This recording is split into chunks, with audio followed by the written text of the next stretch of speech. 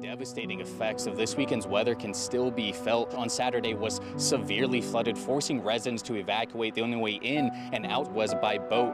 Over here where I'm standing was completely submerged underwater and served as the staging grounds where local residents used their boats to take those residents to and from their RVs to salvage whatever was left. Now, just days later, that water finally receding, allowing residents to come back and pick up whatever pieces are left. The Red Cross has been on scene doing damage assessments as well as providing food to those impacted on Monday morning. As of right now, it's unclear. We'll make sure to keep you updated with the latest on this story. For now, reporting where you live, Marco Bitnow, WXXV News 25.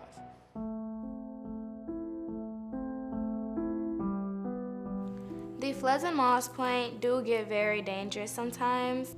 I can't go nowhere because both ends of the street be fully flooded.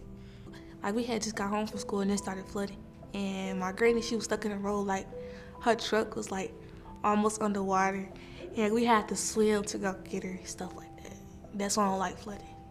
Yeah, it happens a lot. There's a lot of flooding. And when you're driving, it gets really bad because you have to get those windshield wipers every 3 seconds. Yes, we have. We had to put sandbags on the doors because the water got too high and water was leaking into our home. And a lot of stuff was getting ruined.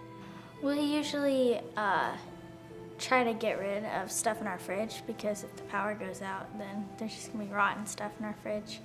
But usually nothing really happens because in my neighborhood, we got very good ventilation or whatever it's called. So like the water kind of just goes in the ground.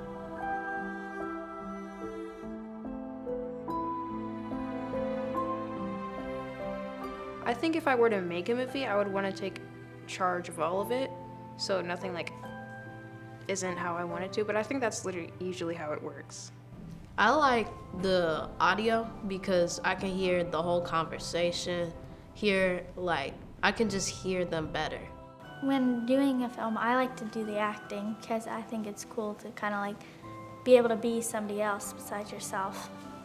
I actually like the sound crew and the camera crew the most because I get to have most of the control. I get to tell people how loud or how quiet they can be. Like, I can make silent movies, regular movies. Like, a movie is something that could bring everyone in the world together over. One thing we can all agree on is if we watching a movie, it can calm most people down. Yeah, nice office. May I help you? Hello, Mrs. Dumas. This is Lily, and I'm calling to confirm the mayor's appointment for an interview tomorrow at 10 a.m. Would you like us to come to the mayor's office, or would he like to meet us at the Audubon Center? Let me ask him. I think we have it down for him to come there. What do you prefer? Whatever you all prefer. Okay, well, I think he wants to come over there. He'd like to oblige you guys. So Oh, great. it is already down, but I will let him know that you called to, offer that to him. Okay. Thank you.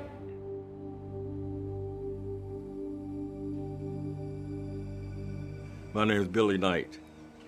I'm the mayor of the city of Moss Point. I've had citizens tell me they've had their furniture up on blocks for 20 years because they're afraid to leave home for fear that it might rain and their furniture get flooded before they get back home. So therefore they just keep them up on blocks all the time because they don't want to risk their furniture being flooded. So all that is personal for me now because I'm the mayor and I'm responsible for that. Dennis McGrory, the Program Development Manager here at the Grand Bay National Estuarine Research Reserve. When there's a heavy rain or a hurricane, sometimes it does flood in my neighborhood. Also, flood insurance is pretty expensive, so that's something that, we have to deal with. My name is Patrice Pickett Thomas, and I live in Moss Point, Mississippi. Our home flooded, so everyone helped me put the sandbags at the doors so we wouldn't flood as bad as as everyone else that was around us. And we had some caskets to actually come up. I live down the street from a cemetery, so we had some caskets to actually come up, and they were floating during that time also. So that flooded, the cemetery flooded also. So when we flood bad, we're out of work about 2 to 3 weeks. At the tone, please record your message. When you have finished recording, you may hang up. Hi, Mr. and Mrs. Renfro. This is Cynthia in regards to your interview at the Audubon Center at 1:30 p.m. Thank you. Tomorrow. Thank you. Thank you so much. That was great. Good She job. scared me. She scared me tomorrow. I was like, wait, hold on. So I'm Steve Renfro. I taught school at Magnolia when I first got out of college, and I left Magnolia in 1975 and went to Chevron, and I worked there for 36 years. And I've lived in this area my entire life, and it never dawned on me that I would be flooded where I am. But we were at home, and we weren't only flooded under the house, and one of my vehicles was flooded. There was whitecaps in the street, and so just the shock of seeing that, it looked to me like science had been suspended for the day. Just the shock of seeing my neighborhood flooded. There was no dry land anywhere in sight. My name is Howard Bailey. I'm a retired manager for Ingalls Shipbuilding, and I've been a pastor in the Moss Point area here for a little over 31 years. Do you have any personal experiences with floods? Yes, I had experience floods that have came. I have worked in the area to help restore homes. I am a contractor. I have contractor license for the city of Moss Point and Pascagoula. When Pascagoula was damaged greatly during Katrina on the beachfront, I went back and restored at least 30 houses on the beach. When Katrina came, the last communication I got from my mother and my sister was, well, the water's in the house and we're going to the attic. And then I lost all communication with my mother and my sisters. So I had no idea if the water kept coming and trapped them in the attic or what. It was devastating. It was the most horrendous several hours I think I've ever spent in my life because I had no idea how my family was. I've lived in Moss Point really all my life since I was 6 years old. My dad was so worried because they kept trying to find where were their parents, and we couldn't get no calls in to anybody. Red Cross couldn't get to them, and then Red Cross, when they started going house to house, they marked their house as no one living there. And so my dad and my uncle, they walked miles to get to their parents' house in Paris Christian, and then found out that my grandmother had put my grandfather up in the ceiling, and that's where they had lived for several days. My name is Barbara Ann Richardson. I've been in Morris for 73 years.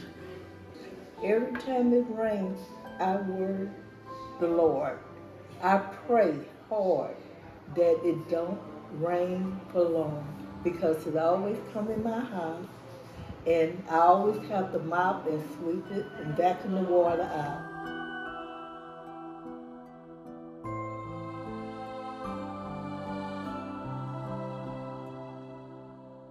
So right now, we have several projects that are funded through external sources to do some flood mitigation work in Moss Point.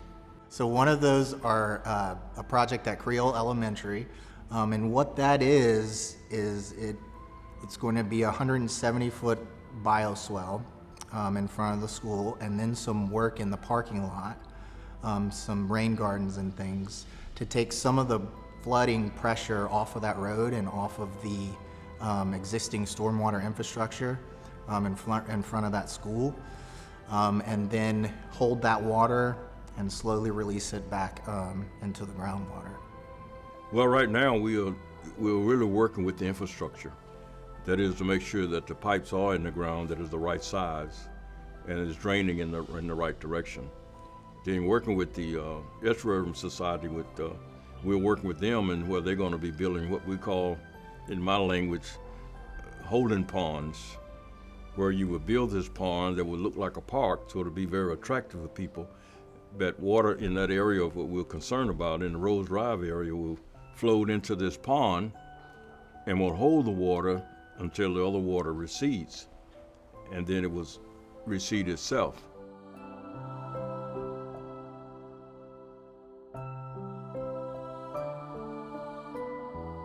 This is the parking lot at Creel. You know, this would be where the school sits, kind of right here. So we're doing these 4 rain gardens, or these 5 rain gardens, 4 in the parking lot, and then 1 really large bioswale over here. So water will come in off the street, okay? It'll come in underneath the sidewalk, and it will fill up this bioswale here, okay? So the idea is that that water will hold on top of that bioswale, and then it'll slowly leach within the next 72 hours. It'll slowly leach into the soil, allowing the soil and the plants to do their work and pull out some of that non-point source pollution. How can the community come together to address anything, right? And it requires people of goodwill to be able to talk to each other, and but not just talk, but to listen. So, you know, we have 2 ears and 1 mouth, so we ought to maybe listen twice as much as we talk. That's a good trait that a lot of people have talked about. And I think listen to understanding and is a good start. My understanding is that there's an intent to do kind of a comprehensive plan, which is good, because I don't think we've ever had that. We usually end up fixing one thing which sends the water somewhere else, and then it becomes a problem over there, you know. So there's an effort, my understanding is, to do kind of a comprehensive study to figure out how water flows out of the city and to see if we can get everything working together. And I'm excited about that possibility. So a National Estuarine Research Reserve is a piece of land, okay, which is an estuary that is set aside and protected to do research, right, on that estuary. You know, estuaries are really, really important for us along here on the coast, right? So estuaries play a big role in kind of acting as these really big sponges. And they will, you know, when there is like a hurricane out here that's, you know, coming in and gonna bring a lot of that storm surge or a lot of wind with it, these estuaries will act as kind of a buffer for our coastline, and they'll slow those things down. They'll also act as these giant sponges, and they'll soak up a lot of that water. So that's, you know, one of the really big reasons why estuaries are super important for us here on the coast, not to mention, you know, their commercial value as far as, you know, fisheries and things like that, but they do really play a big role in protecting us from hurricanes.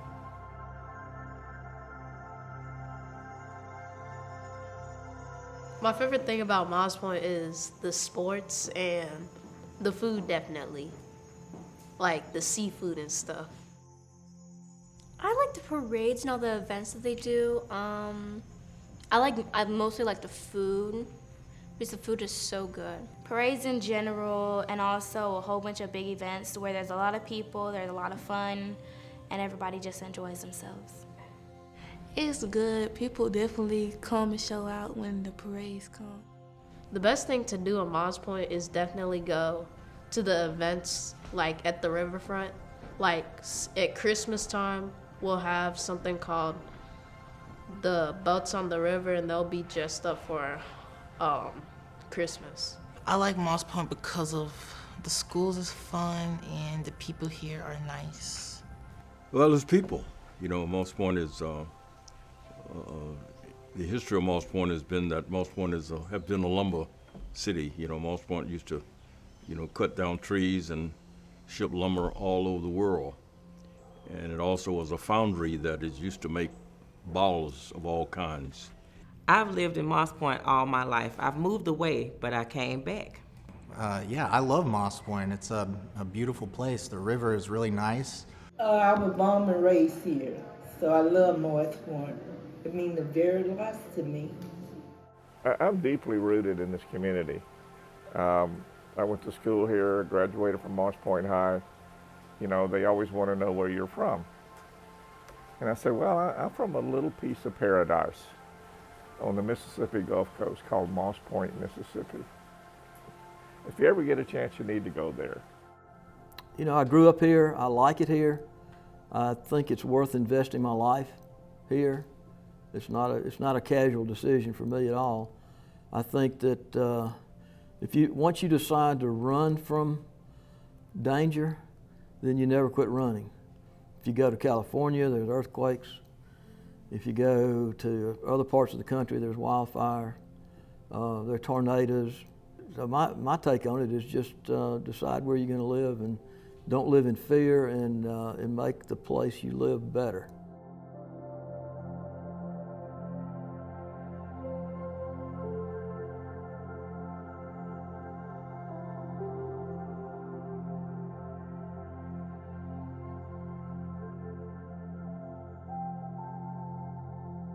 So I know growing up specifically, a lot of people lived around these rivers, and when it would rain a lot or a storm would come through, they would commonly get flooded into their houses.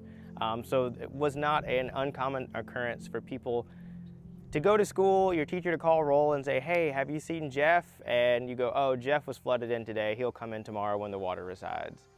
Well, flooding is one thing that here on the Gulf Coast we do have to think about a lot, because most places are basically at sea level.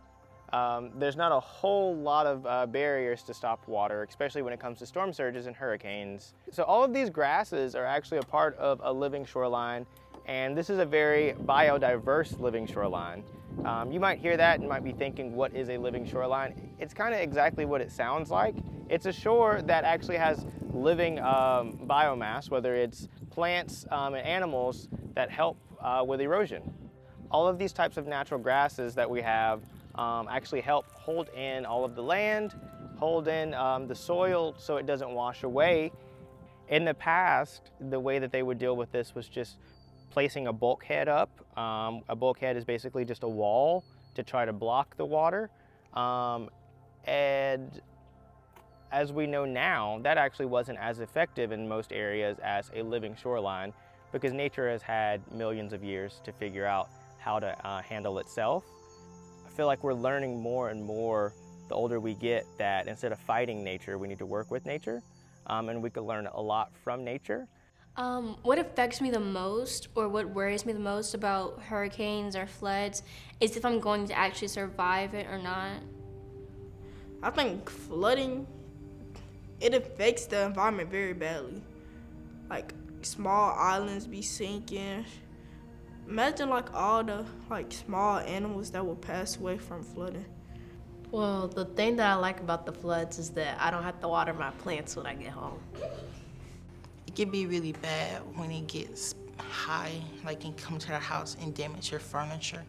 I think it creates a lot of microhabitats where small critters could get into, and it I don't know, it just kind of destroys stuff. It's very dangerous to be living on the coast because of all the waters and the water level rising and the homes that are very close to the water. It can get very, very dangerous out there. Yes, it gets in the way of making money, having fun. Imagine having to go to work, working at the shipyard or somewhere outdoors, and it rains. So it's stopping you from getting your paycheck and stuff.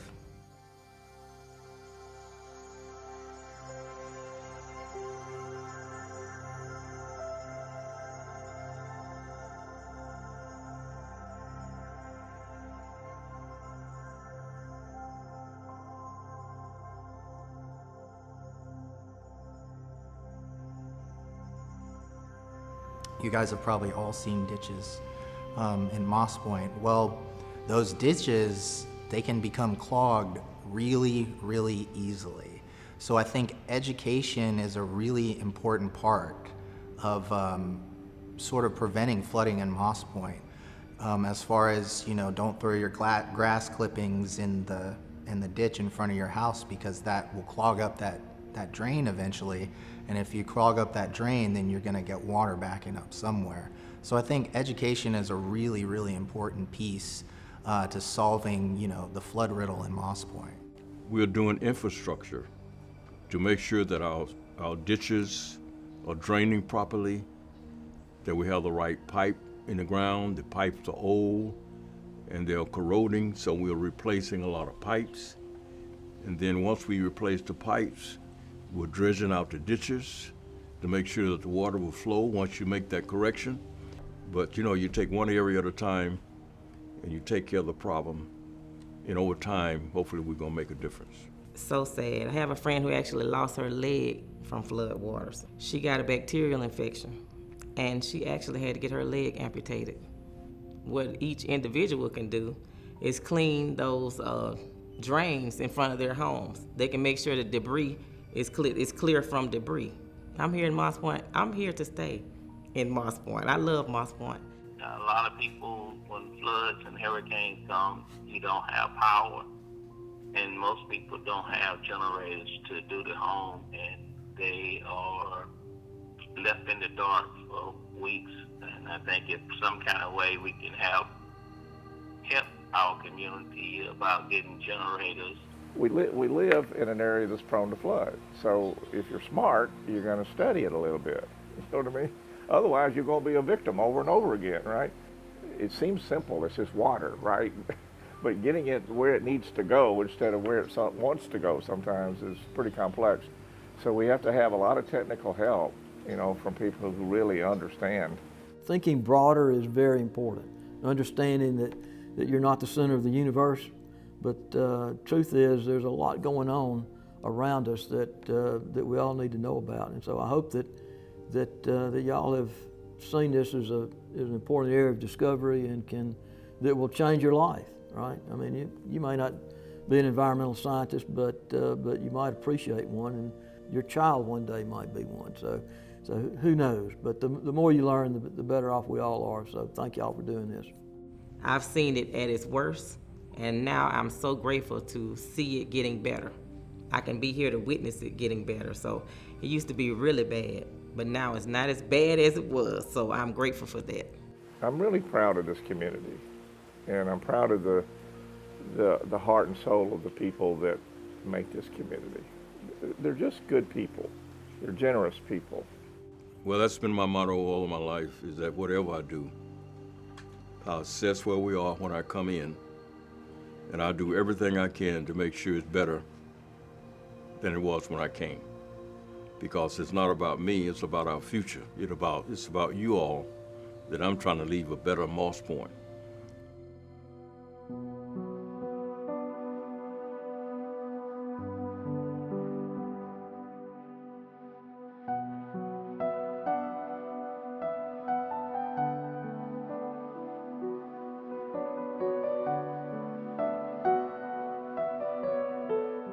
What did you learn about the environment?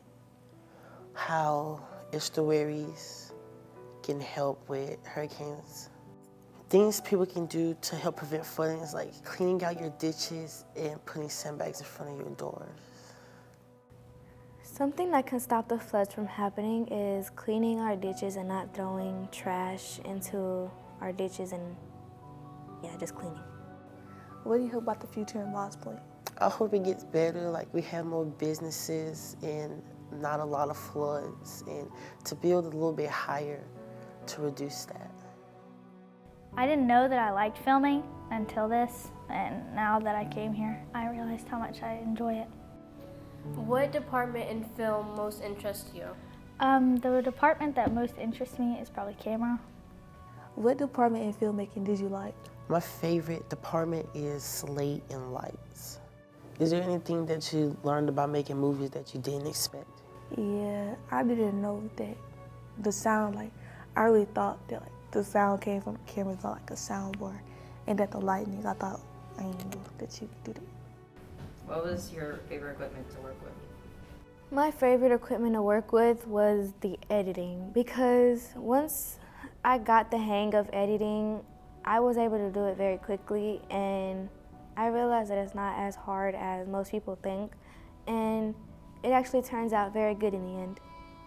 What do you personally think is the most important job in filmmaking? Oh, the sound and the cameras. I like the sound because, I can hear everything now because my hearing isn't all that good anymore, sadly. And the cameras, because I like to tell people where to stand. I'm very bossy, I like that. I personally think if they did have another one of these during a break, I would attend. Because it is very fun and you get to meet new people and have fun. This documentary can help by showing how the environment reacts to flooding and how the people do.